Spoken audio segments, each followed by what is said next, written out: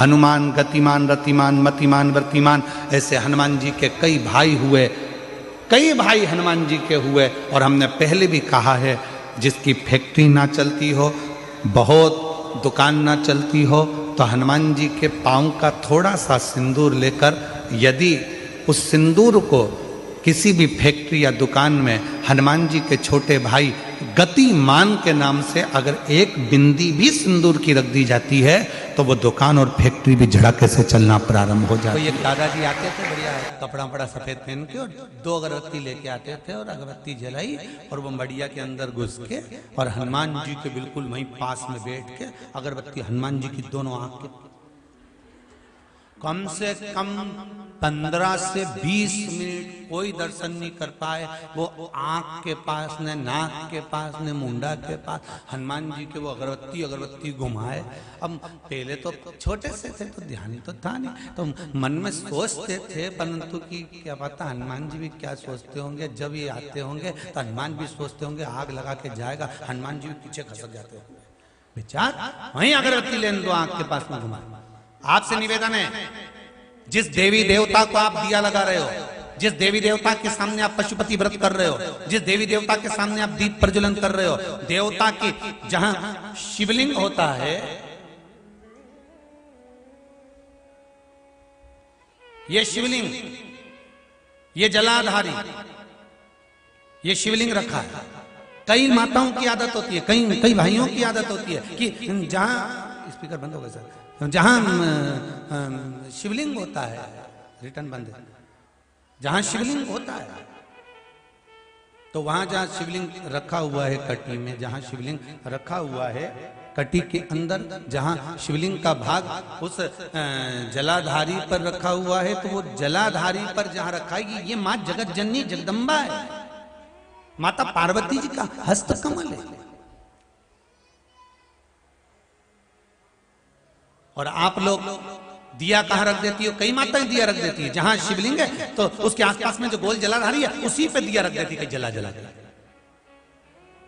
नहीं भाई, बहुत ध्यान रखिए महाराज, बहुत ध्यान रखो जरा, बहुत ध्यान रखिए आप उस चीज का कि ये जो दिया आपने रखा है,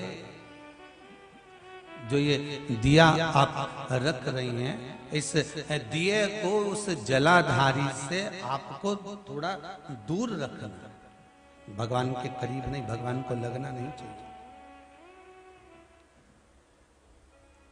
श्रीफल नरियल आप शिवलिंग की इस जलाधारी पर नरियल नहीं रखना है आपको। जो विराम उद्यापन करते हो आप लोग, पशुपति व्रत का जो नरियल है, भेंट है, वो शिव जी को छुआकर नीचे ना, इस जलाधारी पर नहीं रखना है, शिवलिंग पर नहीं रखना है, उसको छुआकर जलाधारी से दूर रखिए। आपने अगर जलाधारी पर रखा है तो उसका फल आपको नहीं मिल सकता।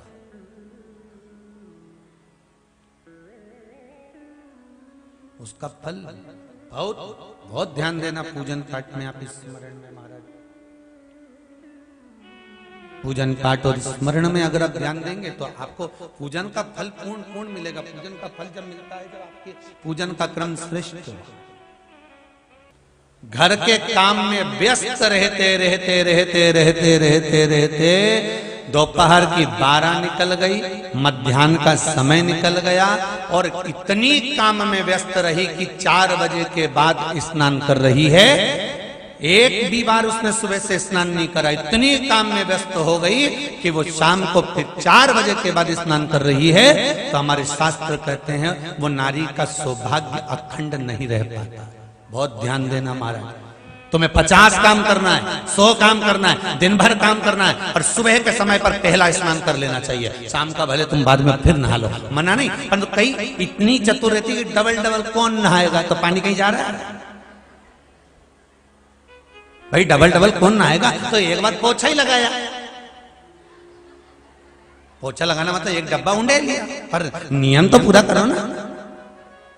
पन्नी काम में लग गई तो ऐसी लगी, बेचारी सास भी कह रही बेटा एक बार नहा ले कुछ खा ले, नहा ले कुछ खा ले, सास भी कह ससुरा भी के बेटा एक बार एक काम करो, एक बार नहा लो फिर काम कर ले। नहीं मैं तो सब करके फिर लगी धोबा में कपड़ा। नहीं ये तो जो आकड़ में पड़ी नहीं, धोई जाए न झाड़ू लगाए जाए न लगाए जाए। जब सासू कुछ कह देती ना तब बहू ने ऐसी अब तो करके ही मानूंगी जा लगा। और वो लगाना पड़ी न झाड़ू ने, फिर तो एक डंडा में भी झाड़ू मारने ने सारा झड़ा ही दिया। इनंग उनंग का सब जगह का सारा जाला झड़ा ही दिया। सास मन में सोच रही दीवाल का जड़ा जड़ाने से तो अच्छा तो दिमाग का जड़ ही ले। अब वो भी सोच बोले से बोले कहाँ दीवाल का जाला जड़ा रही तो दिमाग का भी तो जड़ा। अब तो और कितने दिन करा उसने ऐसा। और दूसरे दिन तो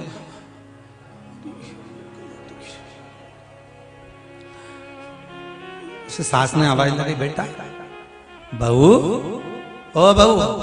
बहू बोले हाँ मम्मी। अभी तक जगी नहीं बेटा, रात भर से बेचैनी हुई थी, रात भर से हमारे बेचैनी है। गोली वोली ली बस आज लूंगी तो फिर काम उसी के कारण तो हुआ है।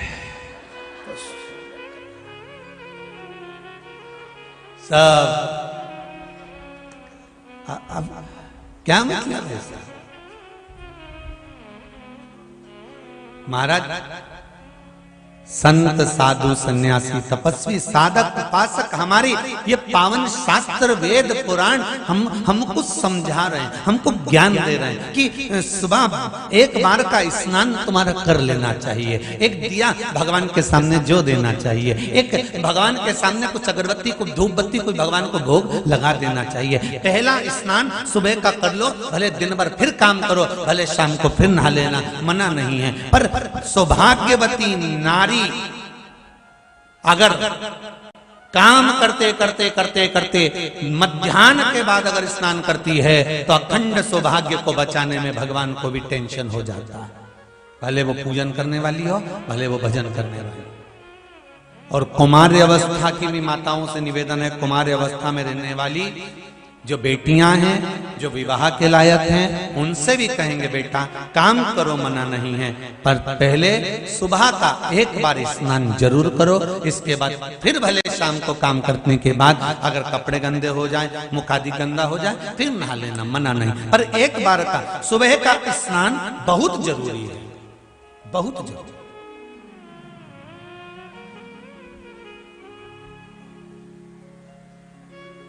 जो बेटियां दोपहर का स्नान मध्याह्न होने के बाद भले कुंवारी हैं शादी नहीं हुई अगर करती हैं तो उनको भी जहां वो ब्याह कर जाती हैं वहां पर कुछ ना कुछ मानसिक टेंशन, परिवार का खटर पटर या किसी न किसी रूप में पति पत्नी का क्लेश या पारिवारिक क्लेश को झेलना पड़ता है।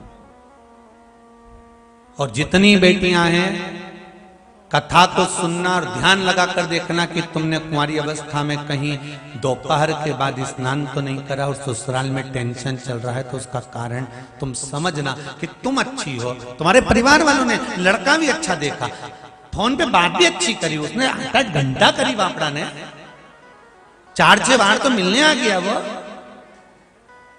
घुमा के भी लाया, गुपचुप भी खिलाया, पानी पतासा,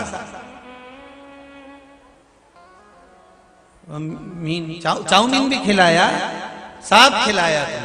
फिर ऐसा क्या हो गया शादी के बाद कि 1-1.5 साल तो अच्छे रहे, उसके बाद तो क्लेश क्लेश क्लेश। पहले तो सास भी फोन करती थी, ससुरा भी बोलता था, सब प्रेम से बोलते, देवरानी जेठानी सब इतने अच्छे से बोलते थे। अब क्या हुआ? उसका कारण बेटियां एकांत में बैठकर सोचना कि कहीं तुमने कुंवारी अवस्था में या अपने ससुराल में कहीं पर भी मध्याह्न के बाद तो स्नान नहीं करा, उसको निकाल कर देखना, फिर सोचना हो। और जिनका सौभाग्य में अगर दिक्कत आई है, कहीं सौभाग्यता में अगर दिक्कत आई तो वो माताएं भी विचार करें एक बार बैठकर कि कहीं हमने फैला लिया दीपावली का, कहीं होली का, कहीं इसका, कहीं उसका, कहीं हमने पापड़ लेके बैठ गए, हमें तो जब ही नहाऊंगी जब पूरा हो जाएगा, 4 बजे तक नहीं मैं बैठी चरली पर नहीं। और शाम लाके रोटी भी दे दी, वहीं खा ली ने, हाथ पैर धो के फिर पापड़ बेलने बैठी गई और बजा दी 3-4 उसके बाद के अब तो नहाऊंगी और फिर नहाने गई। तो विचार करना कि सौभाग्य पर दिक्कत क्यों आई, कारण क्या बना है, बेटियों को तकलीफ क्यों है, उसका कारण हमें ढूंढना है, कोई दूसरा नहीं ढूंढेगा। आप आए नहीं और सुबह हो गई, मेरी पूजा की थाली धरी रह गई। कारण क्या था कि तुम क्यों नहीं आए, क्या कारण था ऐसा जो तुम नहीं पहुंचे। हमें उस कारण को ढूंढना है कि हम अच्छे हैं, हमारा व्यापार अच्छा है, हमारे घर के लोग अच्छे हैं, सब कुछ अच्छा चल रहा था, सब अच्छे से चल रहा था, फिर दुख क्यों आया, उसका कारण हमें अपने आप में ढूंढना, कोई दूसरा नहीं ढूंढेगा। और तुम सियोर वाले महाराज जैसे ना जाने कितने महाराजों के पास में घूमोगे और सबके पास जाकर पूछोगे कि महाराज बताओ, महाराज बताओ, महाराज बताओ, सब बता देंगे कि तेरे घर में वो नारियल लटका, तेरे घर में वो धागा लटका, कोई कहेगा कि तेरे को हवा लग गई, कोई कहेगा कि तेरी हवाई छूट गई। तो ये सब चीजें कहीं मालूम पड़े कि कोई चीज हो रही है, कोई ये चीज हो रही है, कोई वो चीज हो रही है, तो दुनिया के लोग कहेंगे उसने जादू कर दिया, उसने टोना कर दिया, उसने ये कर दिया, उसको ये हवा लगे, उसकी हवा छूट जावे, उसकी ये हो जावे, उसकी वो हो जावे, तो कहीं बंधन छूट रहा है, कहीं बंधन लग रहा है। तो ये सब चीजें दुनिया के लोग तुमको कह सकते हैं, पर हम पितृ दोष देख रहे हैं, वास्तु दोष देख रहे हैं, हमने ग्रह दोष देखा, पर पत्रिका में दोष देखा, पर हमने अपना दोष देखा क्या कि हमने क्या करा है। हम सारे दोष देख रहे हैं और सारी दुनिया में भटकते फिर रहे हैं।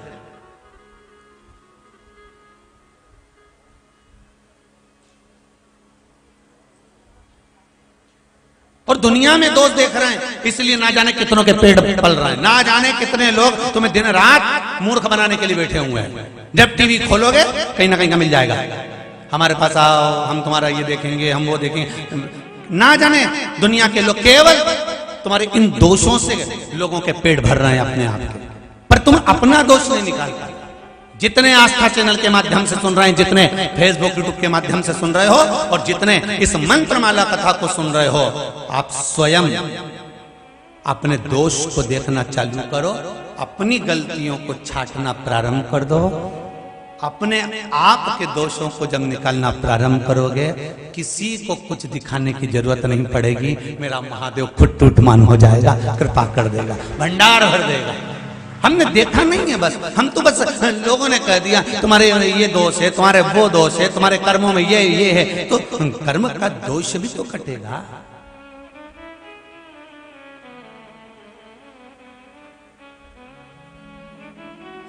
अंदाजा लगाना।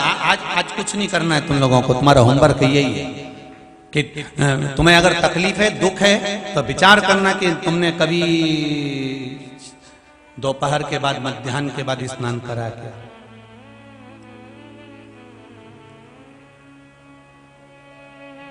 विचार करना।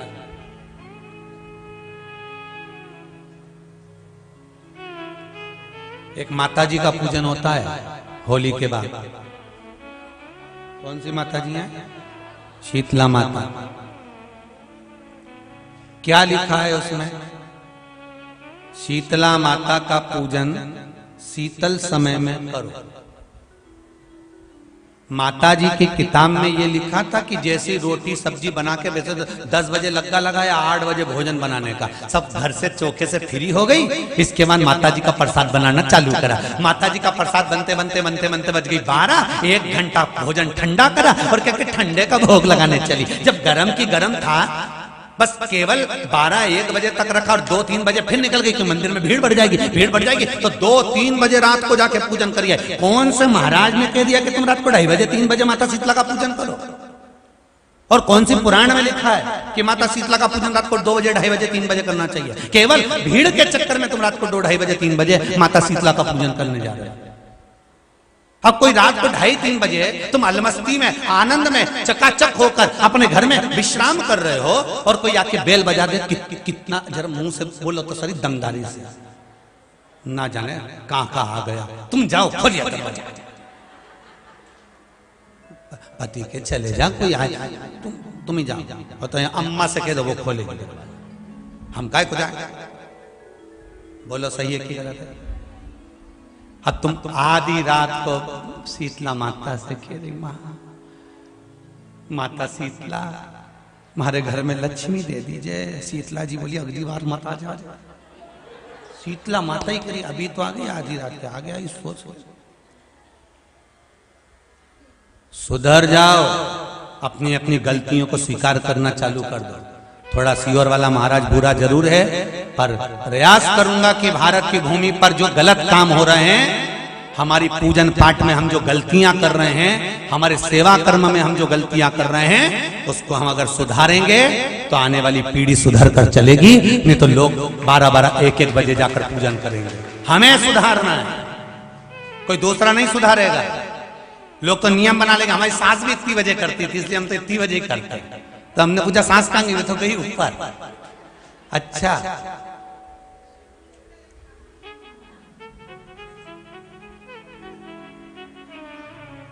अच्छा, बताते भी वही लोग हैं जिनकी सास ऊपर चली गई होती है, क्योंकि ऊपर जाकर कोई पूछ तो सकता ही नहीं, तो बताएंगे क्या?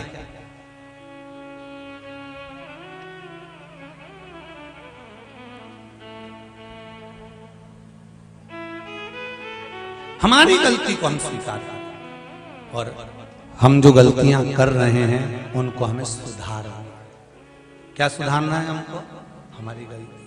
आप आए नहीं और सुबह हो गई, मेरी पूजा की थाली धरी की धरी रह गई। हम गलतियां कर रहे हैं साहब। आधी आधी रात को जाकर माता शीतला की पूजन कर रहे हैं। माता शीतला कहती है ब्रह्म मुहूर्त में पूछो मुझे, मैं स्वीकार करूंगी, आपको फल दूंगी। पर भीड़ बढ़ जाती है, लाइन लग जाती है। इतनी भीड़ में हम कैसे जाएं, हम कैसे पूजन करें? इस चक्कर में माताएं भोजन बना के रखकर तैयार होने चली जाती है। जब तक भोजन ठंडा हो जाता है, ठंडा भी कितनी देर का, 2 घंटा 3 घंटे का ठंडा। पर यहां तो बासी भोजन का वर्णन लिखा,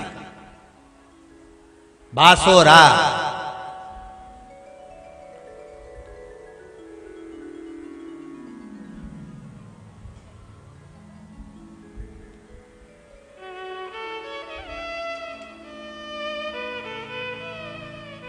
अब कई लोग कहते हैं हम सारी पूजन पाठ करते हैं गुरुजी, हम सारे मंत्र जाप करते हैं, हम सारे जो बोलते हो ना वैसा वैसा हम करते भी हैं गुरुजी। हो पर हो सकता है हाँ हमारी कुछ गलती हो सकता है। अपनी गलती को छाटो ना कि हम गलती क्या कर रहे हैं, हमने गलती क्या करी है, कारण क्या हो रहा है।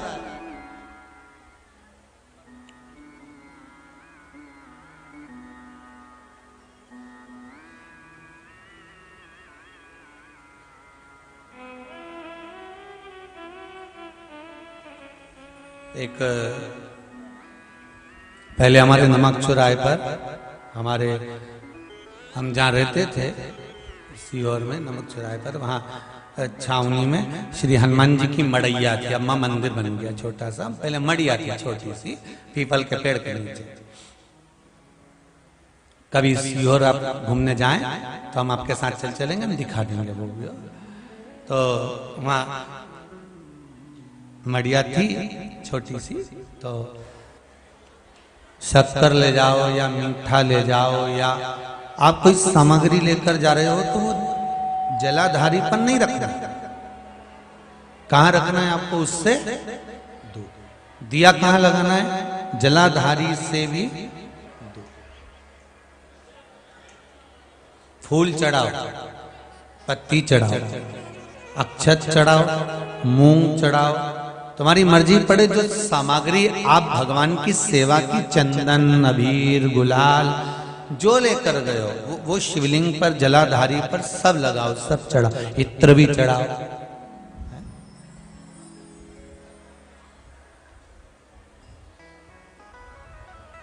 सब समर्पित करो।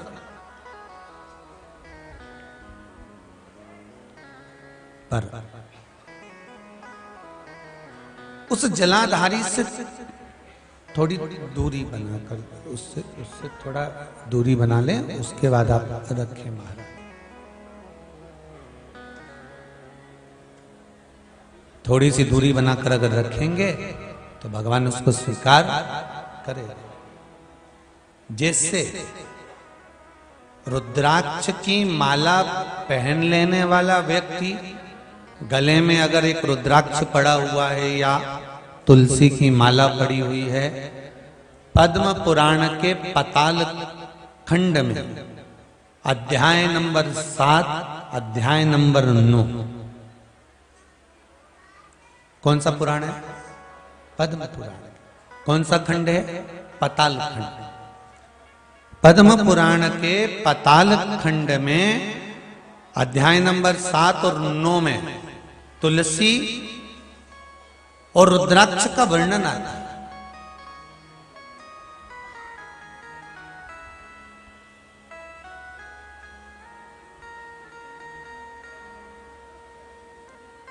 कि मान लो अगर मनुष्य का शरीर मिला है और आपके जीवन में कोई आपको गुरु ही नहीं मिला, कोई अच्छा सदगुरु प्राप्ति नहीं हुआ,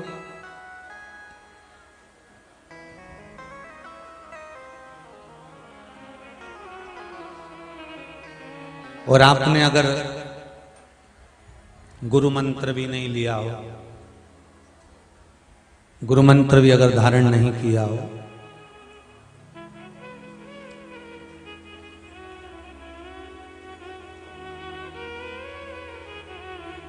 कई लोग कहते हैं जिसका गुरु मंत्र नहीं होता, जो गुरुमुख नहीं होता, वो कितना भी दान पुण्य कर ले, लगता है क्या? जम के बोलो, नहीं लगता। तो शिव महापुराण में पद्म पुराण के पाताल खंड के 7वें और 9वें अध्याय में लिखा हुआ है, मान लो अगर आपका दान पुण्य आपके खाते में नहीं जा रहा है तो फिर शास्त्र कहता है कि आप गले में रुद्राक्ष पहन लो या तुलसी की माला पहन लीजिए, फिर तो आप जो दान करेंगे वो आपके खाते में जाना प्रारंभ हो जाएगा।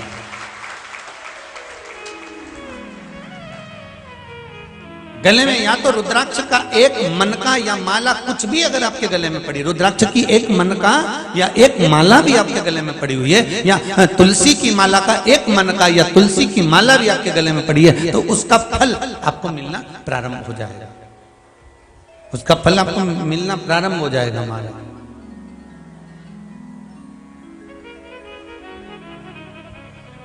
फिर आप जो दान करेंगे, पुण्य करेंगे, सत्कर्म करेंगे, भजन करेंगे, कीर्तन करेंगे, फिर आप जो भी कर रहे होंगे उसका फल आपको मिलेगा, जरूर आपको प्राप्त होगा।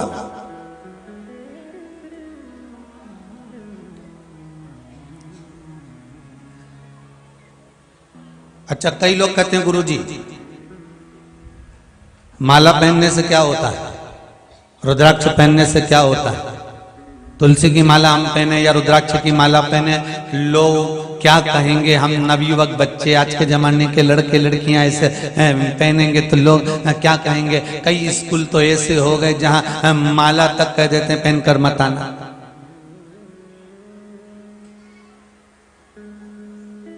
तब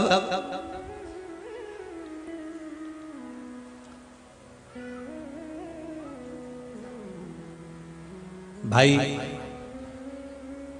कोई सौभाग्यवती नारी जो होती है ना, मांग में सिंदूर भरती है, बिंदी लगाती है, कई कई नई फैशन की है तो सिंदूर भी नहीं भरती, कहीं कहीं की नई फैशन की है तो बिंदी भी बड़ी सारी नहीं लगाती, वो तो इतनी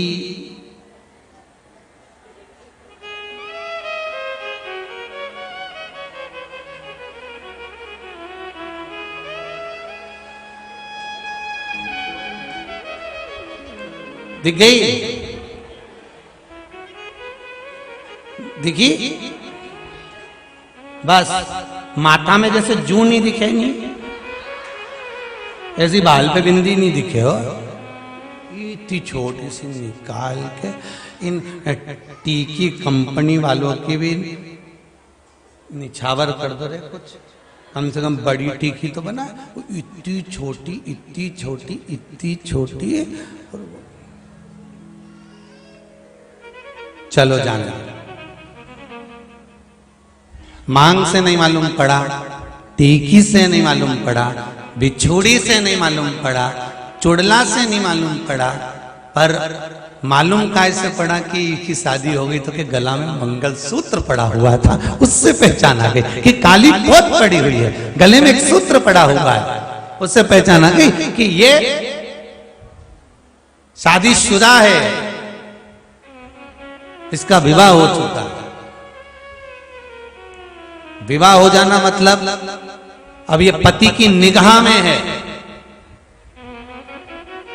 ये भले किसी भी मॉल में जाके सामान खरीदेगी, कोई ना कोई सूचना दे ही देगा, तो भाभी जी वहां पर सामान खरीद रही थी वो, तो पति की निगाह में है। दुकान पे जाओ तो कैमरे की निगाह में हो। विवाह होने के बाद पति की निगाह में हो। जैसे गले में मंगलसूत्र पड़ जाने के बाद में पति की निगाह में आप रहते हो, उसी तरह गले में रुद्राक्ष पड़ जाने पर शिव की निगाह में आप रहते हो, शंकर की निगाह में हो, शिव की निगाह।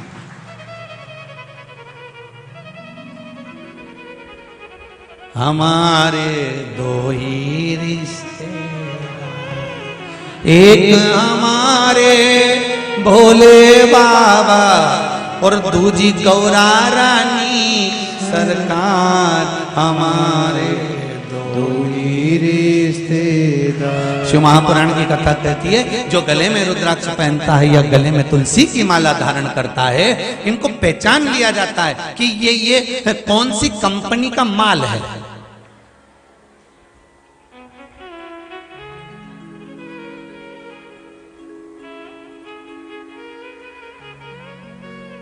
सिर का तिलक मरते समय हो सकता है ज्यादा तेज, वो ऐसा सुना है जिसको अटैक आता है तो उसको पसीना बहुत तेज आ जाता है, तो हो सकता है वह पसीने में भीग गया और ऊपर से यमराज बंदी बनाने आ गए और उन्होंने कहा उठाओ इसको, तो के ये तो भक्त है, कहां से दिख रहा है कि तिलक मिलक तो लगा ही, क्योंकि पोज दिया बेचारा किसी ने, तो फिर कहा उठाओ इसको, नी ये भगत है, तो के इसके गले में देखो कौन सी माला पड़ी है, फिर देखा कि इसमें रुद्राक्ष पड़ा है कि तुलसी की माला पड़ी है। गले में माला तुलसी की हो, रुद्राक्ष की हो, जैसे बल्ब, आजकल का जमाना का जो बल्ब आए नहीं सीए फील का, ऐसा सफेद वाला लट्टू, नहीं लट्टू तो पहले कहते थे पीला वाला, हाँ वही तो जीजी में भूल गया था, एलईडी बल्ब, तो वो बल्ब जो है एलईडी का, तो वो बल्ब पे जिस दुकान से खरीद के लाने वो स्केच पेन से वो मार्कर से लिख दे इतनी तारीख को इतनी तारीख तक, और वो बोल भी दे जब ये गड़बड़ हो जाए नहीं इके पहले तो लिया ना। तो 100 साल का बल्ब तो अपन सब है, पैदा हुए उस दिन से सोच के बैठे 100 साल की उम्र होगी, 100 साल की उम्र होगी, पर बल्ब कभी भी गड़बड़ हो जाए नहीं, समझ गए। 70, 75, 65, 55 और कभी कभी तो एकदम डीपी फॉल्ट हो जाने, सारा बल्ब एक साथ उड़ जाए जैसे कोरोना में उड़ गया, ये भी नहीं कह सकता, कभी कभी तो फॉल्ट हो ही जाए, लाइट है। तो अगर बल्ब गड़बड़ करे तो इसको वापिस ले आना, मैं बदल के दे दूंगा। भगवान भी कह रहे हैं कि याद रखना, जैसे बल्ब कंपनी का माल कंपनी में वापस चले जाता है, दूसरी कंपनी वाला लेगा क्या, बजाज वाला वो कौन सा बोले CFL का, और दूसरे कंपनी का ले ले, तो ये कंपनी का वो कंपनी में नहीं जाए, वो कंपनी का वो कंपनी में नहीं जाए, जिस कंपनी का उसी कंपनी का मालिक वापस करेगा और तुम्हें दूसरा बल्ब उसी कंपनी का देगा, उसी कंपनी का देगा। अब जरा विचार करिए, जब कंपनी का बल्ब कंपनी में जाकर बदला जा रहा है, तो आपके गले में अगर रुद्राक्ष की माला है, तुलसी की माला है, अंतिम समय में प्राण छूट रहा है, कोई पास में हो ना हो, राम नाम निकला, कृष्ण नाम निकला, शिव नाम निकला ना निकला, तुमने प्रसाद खाया ना खाया, तुलसी का दल खाया ना खाया, अब किसको मालूम कि मरने वाला कि तुलसी का दल तोड़ के खा जाएगा। नहीं हो सकता तुमने प्लानिंग करके रखी हो कि तुलसी का पौधा ही बाजू में लेके चल रहा हो साथ में, जैसे निपटेंगे वैसे खा लेंगे, तो ना हमको मालूम ना तुमको मालूम कि मरते समय, अब मरने का समय आ गया तो कोई बोल दे कि हाँ तुम आधे घंटे बाद मरने वाले हो, निपटने वाले हो, तो भी तुम तुलसी नहीं खाओगे। सबसे पहले तो जायजा छोटे बेटे की थी, बड़ी बेटे की थी, मंझले की थी, संजले की थी, पत्नी को इतना दे दो, कुटुंब को इतना दे दो, और मालूम पड़े ऊपर से यमराज भी कर अब निपटने का समय आ गया, 5 मिनट बटे, बस 2 मिनट बचे, 1 मिनट बता। इतने में बोला पड़ोसन को ले जा, अभी चुप जरा। तो यहां किस कंपनी के हो? मान लो अगर मंत्र जाप नहीं करा, तुलसी का दल भी नहीं मिला, बेलपत्री का वृक्ष भी नहीं मिला, मान लो कुछ भी नहीं मिला तुमको, गंगा जल भी नहीं मिला, तो एक काम कर कर जाना, साथ में मृत्यु का कोई ठिकाना नहीं। जी बिल्कुल ठिकाना नहीं है एक रत्ती का भी। ईमानदारी की बात है। लोग तो यूं ककड़ी भुट्टा की तरह निपटे जा रहे हैं। कभी भी कोई भी बीमारी हो जाती है, लोग चलते जाते हैं। कुछ भी हो जाता, एक्सीडेंट हो गया, कुछ हो गया, बीपी ऊंचा नीचा हो गया, शुगर ऊपर नीचे हो गई, चल बड़ी बड़ी बीमारियां होती जा रही हैं। चल तो जीवन का कोई ठिकाना, अलमस्त तो हो कर रही है, गले में तुलसी की माला, रुद्राक्ष की माला पहन कर रखी है। कभी भी प्राण छूटेंगे, यम के दूत बंदी बनाने आएंगे। कंपनी का माल देखेंगे कि कौन सी ब्रांड का है। रुद्राक्ष पड़ा है, कैलाश भेज दो। तुलसी पड़ी है, बैकुंठ भेज दो। और कुछ नहीं पहना तो यमराज ने कहा न रख ले, चलो कबाड़े की दुकान में।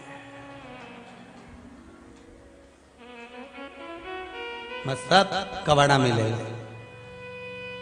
हसोमती जो पहने हैं वो समझ जाएंगे, जो नी पहने रुद्राक्ष और तुलसी, ध्यान रख लेना रे, 2 रुपया किलो में। अब कबाड़े की दुकान पे मिलने वाले हो। शिवरात्रि से नियम बना लेना कि मैं गले में एक रुद्राक्ष, गले में नहीं पहनूं तो हाथ में पहनूं, हाथ में नहीं पहनूं तो कानों में पहनूं, कानों में नहीं पहनूं तो कंठ पर पहनूं, पर एक मनका पहनूं, माला नहीं पहनूं तो एक पहनूं, एक तुलसी की माला पहनूं, तुलसी की नहीं मिले तो एक मनका की पहनूं, पर पहनूंगी जरूर पहनूंगी। ये नियम शिवरात्रि से बना लो कि जीवन का कोई भरोसा नहीं है।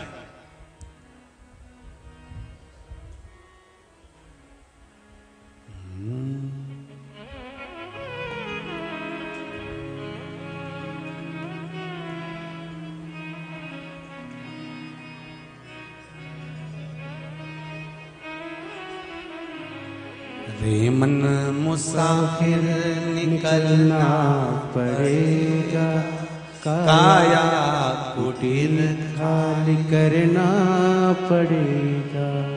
अरे भाड़े के क्वार्टर को तू क्या संभाले, जिस दिन तुझे घर का मालिक निकाले, काया कुटीर खाली करना पड़ेगा।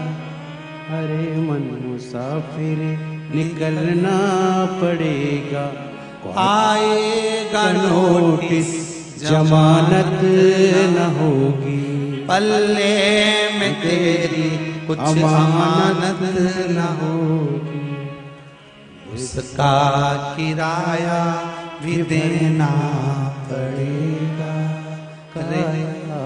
कुटी खाली करना पड़ेगा।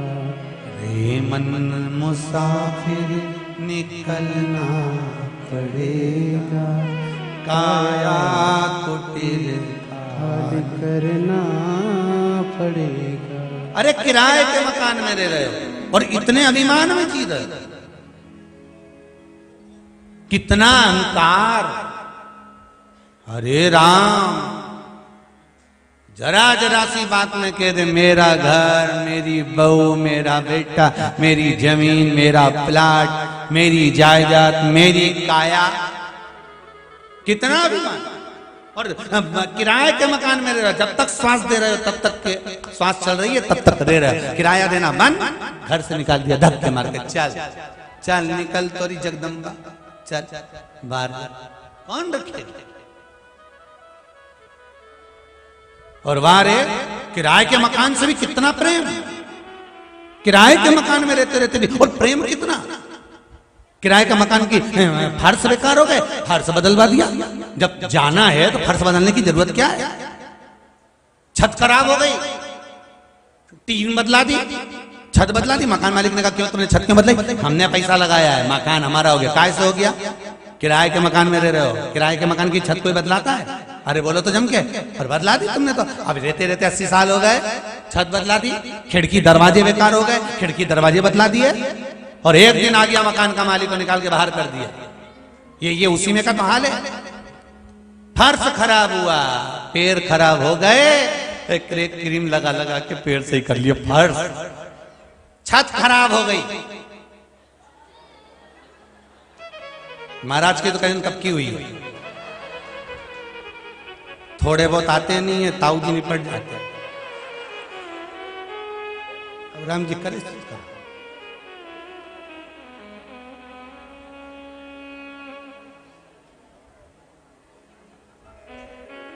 बड़ा मुश्किल का जीवन है, और इस मुश्किल के जीवन में भी अलमस्त होकर जीना सीखना है तो कुबेरेश्वर धाम से सीखो कि मस्ती क्या होती है। बड़ा मुश्किल का जीवन है, अलमस्त होकर जियो। जीवन बहुत छोटा है, बहुत छोटा जीवन महाराज। अब छत खराब हुई, छत बदलवा ली, खिड़की गड़बड़ हो गई तो क्या कि इनका कांच बदल दो, कांच बदलवा ली। चौखट खराब हो गई, सागौन की दी थी, साजड़ की लगवा ली,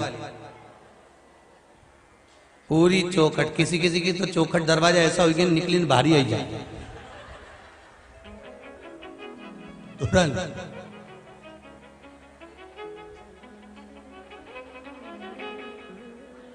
एक बार इंदौर की कथा याद आ रही है, पहले भी कथाओं में कहा, इंदौर में पहले कथा करने जाए तो एक जगह कथा करके आए, कथा करके आए तो वो अम्मा पर्स में से सामान, पर्स था वो भूल गई, अब उसमें भूली की कहीं रख के चली गई व्यासपीठ पर, भगवान जाने। सब सामान धर दिया, अब सब सामान रखा, यहाँ से सामान भर के सीओर आया इंदौर से, जैसे इंदौर से सीओर आया, अब बच्चों को तो सामान खोलने की तो बहुत, तो ये राघव माधव सामान खोले, जो सामान खोले तो वो में एक डब्बी, और डब्बी में 32। अब राघव चिल्लाते चिल्लाते आए और राघव जी कहे पापा, पिताजी। हमने कहा क्या हुआ? अब की और पहली बार कोई चीज नहीं आई है। क्या है? जो देखी तो हमने समिति को फोन लगाया कि आपके कार्यकर्ताओं में से किसी की जो है चौखट यहाँ आ गई है, तो उन्होंने कहा गुरुजी समझ में नहीं आया। हमने कहा 32 की 32 यहीं आ गए, तो क्या कार्यकर्ता तो सब यहीं? हमने कहा 32 दांत। अच्छा, तो वहां कैसे पहुंच गए? हमने कहा पता नहीं, कोई बहन ने चढ़ा दिए होंगे कि महाराज के बुढ़ापे में काम आए। तो लोग आगे की देख के चलते, अभी का आगे की देख के चलते। शंभो शरण मांगू घड़ी रे घड़ी, दुख काटो दया करी न दर्शन आपो। अब अरे जीवन है मनुष्य का, कुछ भी किराए के मकान में रह रहे हो। अरे सारा किराए का मकान तुमने बदल लिया, सब कुछ हो गया, पर मकान मालिक एक दिन आ गया, चलो बाहर निकलो। यमदूत आ गए, चलो आत्मा को निकालने के लिए। रो रहा है, भड़क रहा है, तड़प रहा है, नैनों से नीर बहा रहा है, अब कैसे जाऊं मैं छोड़कर। अरे मन मुसाफिर निकलना पड़ेगा, काया कुटिर खाली करना पड़ेगा। अरे भाड़े के क्वार्टर को तू क्या संभाले, जिस दिन तुझे घर का मालिक निकाले। क्वार्टर का किराया भी भरना पड़ेगा, काया कुटी खाली करना पड़ेगा। कितनी आसक्ति हो गई, रहना कुछ दिन है और आसक्ति बहुत है। महाराज गले में रुद्राक्ष की माला पहनो, गले में तुलसी की माला पहनो, अंतिम समय में कोई तुलसी दल दे ना दे, अंतिम समय में कोई गंगा जल दे ना दे, गले में अगर एक रुद्राक्ष पड़ा है, गले में अगर एक तुलसी की माला पड़ी है, तो तुम्हारी अंतिम अवस्था तक सुधार देगा। तुमने कोई दान करा तुम्हारे खाते में, तुमने कोई पुण्य करा तुम्हारे खाते में, तुमने कोई सत्कर्म करा तुम्हारे खाते में जाएगा। और अनायास अगर तुमने कुछ वस्तु पाई, भोजन करा, तो भगवान को भोग लगाए बिना अगर खा गए, तो अगर वो आहार, वो भोजन का एक निवाला जब गले में जाएगा, तुलसी की माला या रुद्राक्ष की माला से टच होकर आहार नली से नीचे जाएगा, तो वो भगवान का प्रसाद हो जाएगा। फिर तुमने जो पाया वो भगवान के प्रसाद के अनुकूल हो गया। बना लो नियम, शिवरात्रि से बना लो।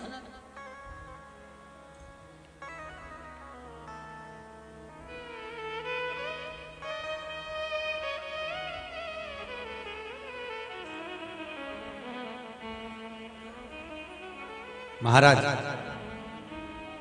शिव महापुराण की कथा कर रहे हैं, मेरे ओगरदानी मेरे शिव की कथा कर रही है कि विश्वास रखकर गलती ना करें। हमारे जीवन में हम गलतियां बहुत कर रहे हैं। हम मध्याह्न के बाद में स्नान अगर कर रहे हैं तो वो दुख है, तकलीफ, कष्ट है। प्रातः के समय पर 1000 घर में काम पड़े रहे, पहले सबसे पहले आप 1000 काम पड़े हैं, पहले स्नान करो, भले फिर काम में लग जाओ, दूसरी बार फिर नहा लेना, पर पहला स्नान हो जाना चाहिए। महाराज हमारे यहाँ पर कहते हैं घर से जो भूखा जाता है पूरा दिन भूखा रहना पड़ता है, इसलिए घर से जोरदार निपटा के जाओ। भले थोड़ा बहुत खाकर जाओ पर घर से खाकर जाओ। अगर खाकर जाओगे, भोजन करके जाओगे, तो जिस जिसके यहाँ जाओगे वहां वहां पर खाने को जरूर मिलेगा। और भूखे चले गए ना, भले तुम्हारे मामा जी ने, काका जी ने, बुआ जी ने, मौसा जी ने, मौसी जी ने, चाचा जी ने, चाची जी, किसी के यहाँ भी चले जाओ, खाने तक को नहीं मिलेगा। ये नियम है। अब जाओ, थोड़ा बहुत कुछ खा के जाओ, आराम से पाकर जाइए, भूखे नहीं जाना। उसी तरह जैसे घर से भूखे चले गए तो कहीं भोजन नहीं मिलता, उसी तरह बिना रुद्राक्ष और बिना तुलसी के माला के अगर चले गए तो वहां वैकुंठ नहीं मिलता, वहां कोई फल नहीं प्राप्त हो। गले में धारण। पद्म पुराण का पाताल खंड अध्याय नंबर 7 और अध्याय नंबर 9 ये वर्णन कर रहा है कि हमें धारण करना।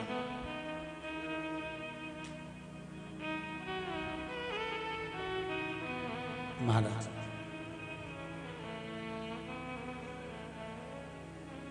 भगवान के पास में माया भी है, भगवान के पास में भक्ति भी है। माया आपको नचाएगी, भक्ति मेरे शंकर को नचाएगी।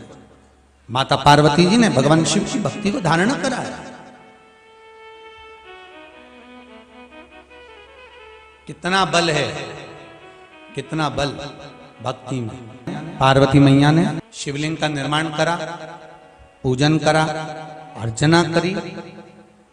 एक जगह पर बैठकर गुफा के अंदर माता पार्वती अपनी सहेलियों के साथ बैठकर शंकर जी की आराधना कर रही हैं और शिव की आराधना में लगी हुई हैं। उस भक्ति का बल कितना प्रबल होगा कि पार्वती मैया बैठकर भजन कर रही हैं और शंकर भगवान का आसन डोल रहा है, शिव जी का आसन डोल रहा है। जब तुम शंकर भगवान पर 1 लोटा पानी चढ़ाते हो, जब तुम शिव जी पर धतूरा चढ़ाते हो, जब तुम शिव जी पर पुष्प चढ़ाते हो, बेलपत्र चढ़ाते हो, सच्ची श्रद्धा, विश्वास और भक्ति से चढ़ाते हो, तो देवताओं का आसन भी डोलता है। देवलोक का आसन डोलता है। कोई नया काम का चालू कर रहे हो आप, कोई व्यापार के लिए जा रहे हो, नौकरी नहीं लग रही हो, सर्विस नहीं लग रही हो आपकी, आपने बहुत एग्जाम दे ली, बहुत परीक्षा के लिए आपने तैयारी कर ली है, बहुत प्रयास कर लिया, बहुत प्रयास, अथक प्रयास आपने कर लिया। भगवान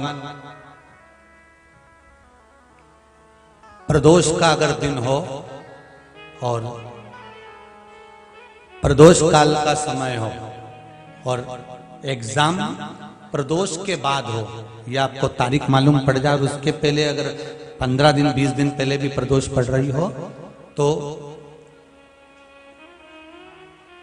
बेलपत्री समभागी बना।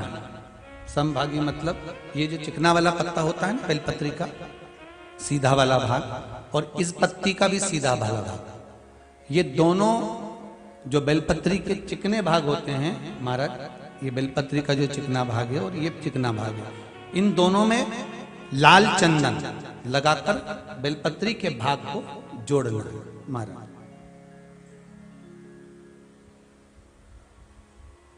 इस भाग को अपने हस्त कमल में रखकर उल्टा हाथ उस पर रखकर भगवान देवाधिदेव महादेव के 12 ज्योतिर्लिंग का स्मरण करना। श्री शिवाय नमस्तुभ्यम, या पंचाक्षर मंत्र नमः शिवाय, या षडाक्षर मंत्र ओम नमः शिवाय। पंचाक्षर मंत्र हो, षडाक्षर मंत्र हो, श्री शिवाय नमस्तुभ्यम शिव महापुराण का मूल मंत्र हो, स्मरण कर कर उस मंत्र का अपनी कामना कहकर अशोक सुंदरी वाली जगह पर उसको छुआ कर भगवान शंकर पर उसका स्पर्श कराकर उसको लाकर नंदी का एक चरण ऊंचा भाग जहां चरण का हो, नंदी जब शिव जी के सामने होता तो उसका एक पांव ऊंचा होता है, नंदी का जो पांव ऊंचा हो उस मंदिर में जो भी, चाहे आगे पांव हो पीछे का पांव, जो पांव उस मंदिर में हो ऊंचा, उस चरण के पास अपनी कामना कर कर रख दीजिए और थोड़ा सा मूंग, हरा मूंग थोड़ा सा, श्री गणेश जी महाराज का नाम लेकर किसी भी गौशाला में या नंदी गण जहां हो, आपके मोहल्ले में कोई नंदी हो जो घूमता हो रोड पर, कोई बैल हो, तो उसको वो मूंग खिला दीजिए और उसके बाद थोड़ा सा मूंग हथेली लेकर थोड़ा सा खिलाकर आप अपने एग्जाम पर या कोई व्यापार चालू कर रहे हो या नौकरी करना चाह रहे हो, सर्विस करना, आप उसके लिए चले जाओ, उसमें सफलता मिलेगी। पर करना किसको पड़ेगा? जो व्यापार करने जा रहा है, जो नौकरी करने जा रहा है, जो सर्विस करने जा रहा है, जो अप्लाई करने जा रहा है, जो अप्लाई के लिए आगे बढ़ने जा रहा है, कोई कंपटीशन एग्जाम में बैठने जा रहा है, करना उसको।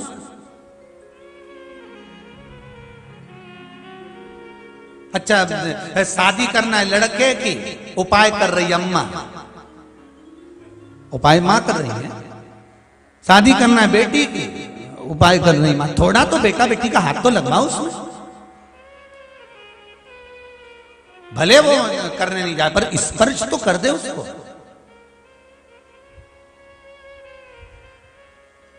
फिर कल वाली बात आ गई महाराज, तुम समोसा खाओगे तो तुम्हारे पेट में जाएगा, वो खाएगा उसके पेट में जाएगा। तुम भजन करोगे तुम्हें मिलेगा, वो करेगा उसको मिलेगा। दान तुम करोगे तुम्हारे खाते में जाएगा, वो करेगा उसके खाते में जाएगा।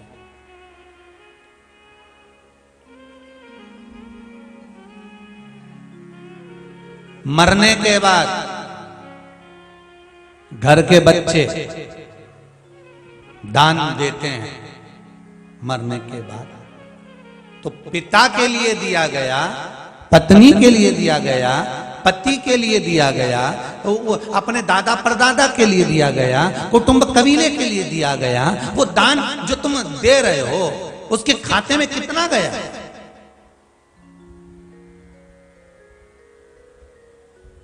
कितना प्राप्त हुआ?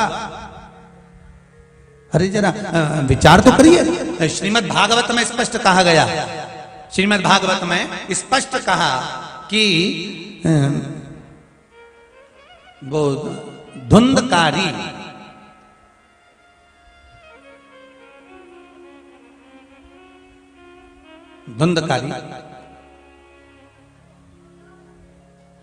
के लिए तर्पण करा गया, तिलांजलि दी गई, गया जी का श्राद्ध करा गया, ब्रह्म कपाली करी गई, ब्राह्मण भोज कराए गए, भंडारा कराया गया। गोकर्ण ने अपने भाई के लिए कितना कितना प्रयास करा,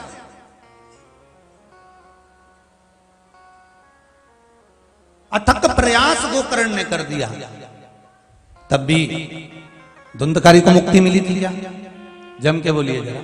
नहीं मिली। जब नहीं मिली तब सूर्य नारायण भगवान के पास में गया और वहां जाकर कहा, प्रभु मेरे भाई को मुक्ति नहीं मिल रही। सूर्य देवता ने कहा, तुमने क्या करा? मैंने पिंडदान करा, मैंने तर्पण करा, मैंने ये तिलांजलि दी, मैंने वो तिलांजलि दी, तो मैंने तो गया जी का पिंड भी दिया, और गया जी का पिंड दिया तो कम से कम उसको मुक्ति तो मिलना थी। फिर गया जी के पिंड के, आखिर गया जी में पिंड दिया जाता है तो फिर मुक्ति क्यों नहीं मिली? तो इतने में सूर्य नारायण भगवान ने कहा, अरे गोकर्ण, तेरे भाई को मुक्ति तो मिल जाती, दिक्कत नहीं है, तूने गया जी में जो पिंड दिया उससे मुक्ति तो मिल जाती, पर एक गलती हो गई। गया जी में पिंड देते समय तूने धुंधकारी का नाम लिया, संकल्प देते समय उसके पिताजी का नाम लिया, उसकी माताजी का नाम लिया, और गोत्र तूने आत्मदेव का बोला, उसके पिता का गोत्र बोला। पर धुंधकारी आत्मदेव की औलाद थी क्या? धुंधकारी आत्मदेव का पुत्र था क्या? नहीं। धुंधकारी तो एक सखी की संतान थी, एक सहेली की संतान थी, जिसको वो पैसे से खरीद कर ले आई थी और लाकर कह दिया ये मेरा पुत्र है, ये मेरा बेटा है, और उसका भरण पोषण पालन करने लगी। तो भगवान सूर्य नारायण ने कहा, गया जी से मुक्ति मिल जाती, का बोलता? किसका? धुंधकारी की माता का, पिता का गोत्र बोलता तब, पर गोत्र बोला गया आत्मदेव का।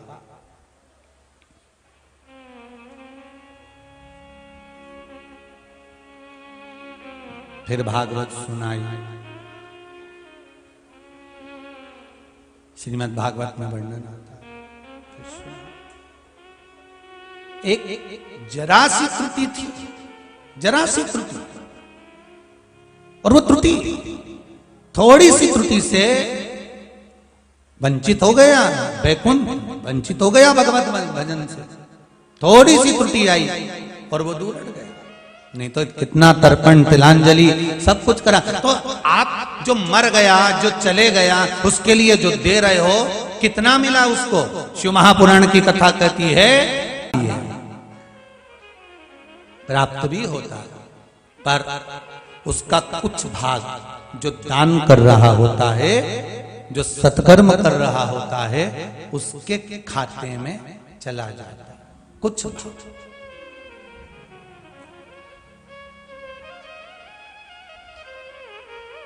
उसके खाते में गया जरूर है, पर जिसने दान किया उसके खाते में गया। तो वो जो जीवात्मा गई है, जो चले गया, जो मर गया, उसके खाते में क्या था? शिव महापुराण की कथा गरुड़ पुराण कहती है, शिव पुराण कहती है, पद्म पुराण, अग्नि पुराण, नर्मदा पुराण, श्रीमद् भागवत, सारी कथाओं में नरकों का कथन आता है। उसमें वर्णन आता है कि जीते जी अगर तुमने किसी को दान दिया है, जीते जी भोजन कराया है, जीते जी किसी को एक गिलास पानी पिलाया है, जीते जी कोई सत्कर्म करा है, तो वो तुम्हारा दान, पुण्य, धर्म तुम्हारा अटल है, फिर वो नष्ट नहीं हो सकता। तुम्हारे द्वारा जो किया गया, फिर भले मरकर चले गए, वो अपनी मत बुरे कर्म कर वरना पछताएगा, भगवान की आंखों से तू बच नहीं पाएगा, तू बच नहीं पाएगा। अरे ओ ज्ञानी मत करना दानी, तेरे कर्म का फल भी तू ही पाएगा, जैसा किया तूने तेरे आगे आएगा। कोई दूसरा नहीं भोगेगा भाई।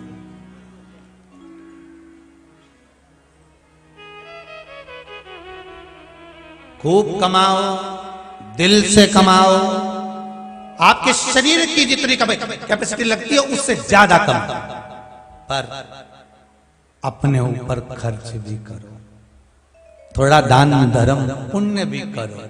क्यों? ऊपर जब खाता खुलेगा तुम रोगे, चिल्लाओगे, मैंने अपनी पत्नी के लिए, मैंने अपने बच्चों के लिए कमाया था, मुझे अकेले को नरक क्यों भेजा? भगवान भी कहेगा दुकान पे बैठ के झूठ तूने बोला, कपट तूने करा, बेईमानी तूने करी, प्रपंच तूने करा। तेरी पत्नी ने कभी किया था तुझसे कि तू झूठ बोल? इतने बैठे हो और जितने टीवी पर सुन रहे हो, कभी किसी पत्नी ने अपने पति से कहा कि तुम चोरी कर कर लाओ, बेईमानी कर कर लाओ, छल कर कर लाओ, किसी का गला दबा कर लाओ? कभी पत्नी बोली कुछ? बच्चों ने कहा पापा जाओ चोरी कर कर लाओ, जाओ कपट कर कर लाओ, बेईमानी कर कर लाओ, छल कर कर लाओ। चोरी तूने करी, बेईमानी तूने करी, कपट तूने करा, प्रपंच तूने करा, झूठ तूने बोला, एक का दो तूने करा, तो भोग भी तू। न पत्नी भोगेगी न बच्चे भोगेंगे। तुम तो चकाचक खजूर की चोटी बनाए दे रहे हो। भोगे वो। इसलिए निवेदन है धर्म पत्नियों से कि पति कैसे भी कमाई करके लाए, वो बेईमानी की लाए, छल की लाए, कपट की लाए, प्रपंच की लाए, झूठ बोल कर लाए, चाहे कैसे भी कमा कर लाएगा, लाएगा तुम्हारे पास में, लेकर आएगा तुम्हारे घर में। जब वो कमाई कर कर लाए, उसकी कमाई में से थोड़ा सा निकालना, कहीं शिव पुराण में, कहीं धर्म में, कहीं भागवत, कहीं संकीर्तन, कहीं सत्संग, कहीं यज्ञ, कहीं अनुष्ठान, कहीं भंडारा, कहीं भोजन जहां बन जाए, कहीं कुंवारी कन्याओं की शादियां, कोई विकलांग को कोई चीज की जरूरत है उसको प्रदान कर देना, पर किसी की शिक्षा की जरूरत हो उसमें लगा देना, किसी को दवाई की जरूरत हो उसी में लगा देना, पर उसमें से कमाई में से थोड़ा थोड़ा निकालते रहना। क्यों? क्योंकि वो कमा रहा है, अकेला ना भोगे, उसके भोगने में थोड़ी सी कमी धर्म पत्नी कर सकती है, दान पुण्य धर्म कर कर। पर पत्नियां निकालती तो हैं अलमारी में से, पर साथ डेंटिंग पेंटिंग में लगाया, वो धर्म में नहीं लगा पाती, पेंटिंग पेंटिंग में लगा। धर्म में लगाने का अगर समय आ जाए ना तो 50 बार विचार करना पड़ता है। दो की नींद दो 50।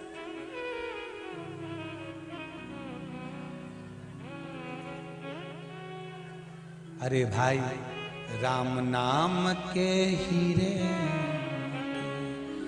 मैं बिखराऊं गली गली, ले लो रे कोई राम का प्याला, शोर मचाऊं गली गली, शोर मचाऊं गली गली। जिस जिसने ये मोती लूटे वो तो माला माल हुए, धन दौलत के बने पुजारी वो सारे कंगाल हुए।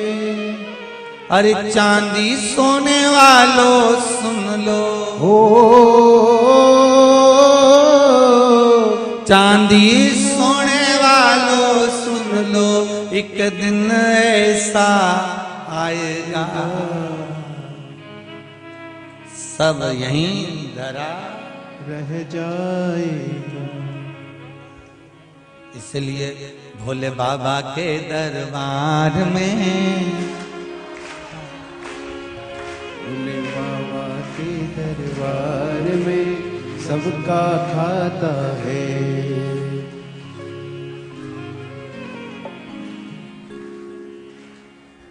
शिव लहरी के दरबार में सबका खाता।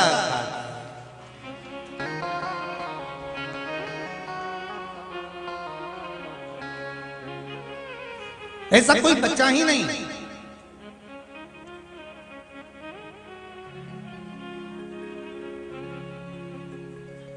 दो प्रमाण पत्र सबसे ज्यादा काम के हैं, बहुत ध्यान देना।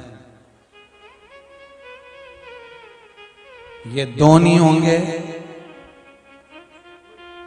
एक प्रमाण पत्र नहीं होगा तो कहीं एडमिशन नहीं होगा, दूसरा प्रमाण पत्र नहीं होगा तो बैंक में पड़ा हुआ दंड नहीं मिलेगा। पहला जन्म प्रमाण पत्र, दूसरा मृत्यु प्रमाण पत्र। समझ में आ गई है? ये दो प्रमाण पत्र अगर नहीं होंगे तो किसी काम का नहीं। हॉस्पिटल में अगर बच्चे ने जन्म लिया है तो फिर उसका जन्म प्रमाण पत्र होना, जम के बोले जरा, जरूरी है। और मर गए तो सिद्ध करके मरो कि हम मर गए, उसका भी प्रमाण पत्र होना चाहिए। श्रीमान मोहनधारी जी, श्रीमान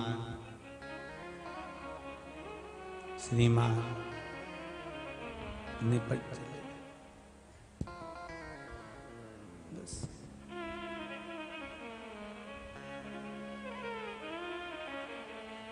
गए।